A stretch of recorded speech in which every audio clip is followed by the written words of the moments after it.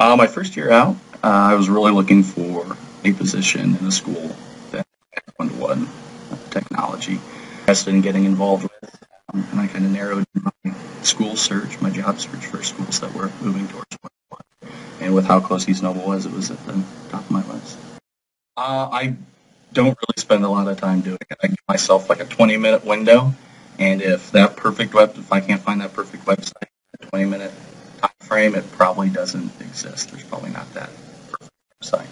So I'll probably spend 20 minutes searching, and then at that point, I know that I'll probably take something on my own or take an alternative route.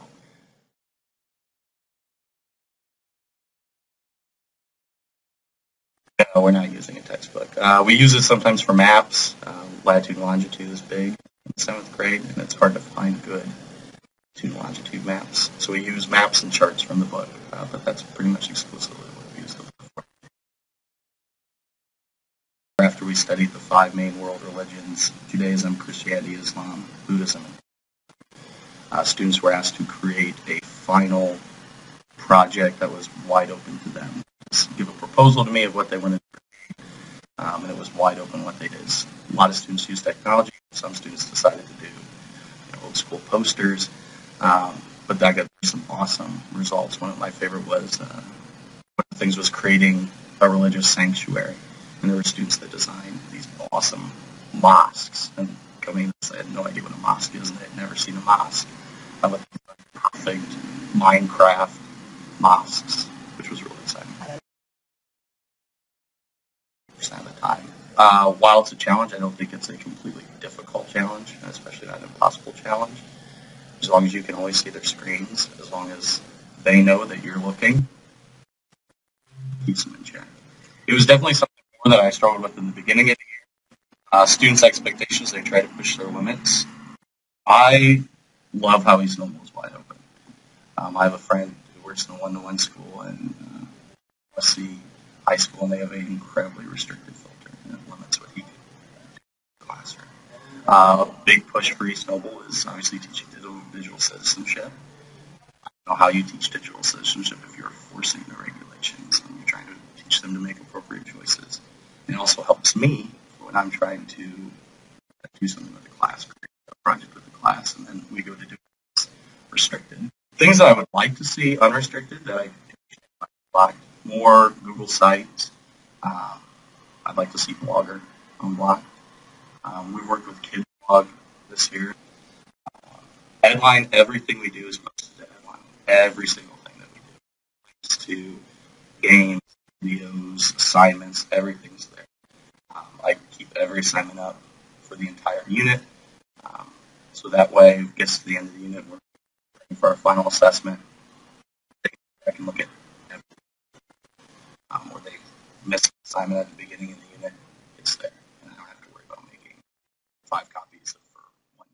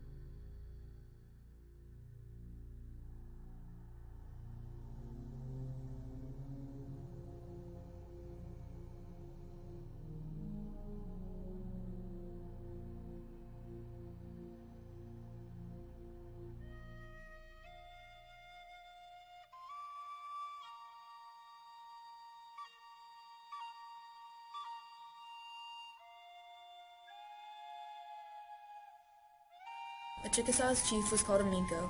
The population of the Chickasaws was about 15,000 people. Chickasaw's ancestry was traced through the mother's line only.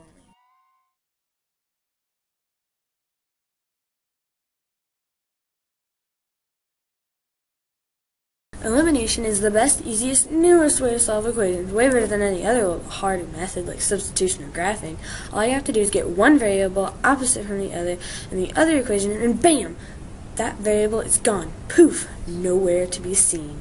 All that is left of that part is to add the other numbers together and get the remaining variable by itself. Then plug that variable into the original equation and solve for the other variable, and bam, you're done. Here's an example of how to use elimination. First, you see how this and this are opposites? Well, they cancel and they're done. They're gone. Okay? Then all you have to do is add the rest together. So 2x plus 6x is 8x. And that's going to equal 24, because you add the 14 and the 10. Okay, now you're going to divide by 8 on both sides to get x by itself. And x will equal 3. Now, you've got to plug the x in to one of the original equations.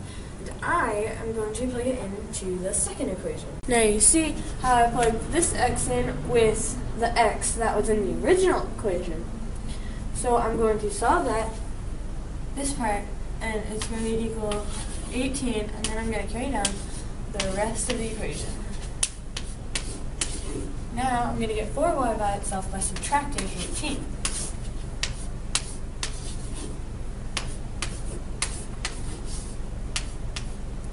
And you get -8. Now we're going to divide both sides by -4 to get the y by itself. And y is going to equal 2. So your final answer is going to be 3, 2. Now, here are some actual customers who use elimination. Like, doing elimination really calms me down. Like, elimination is really, really easy. I'm really good at it, and I'm not very good at math. I'm a science whiz. I don't usually understand math, but elimination, that is like the only thing I understand. And I love elimination.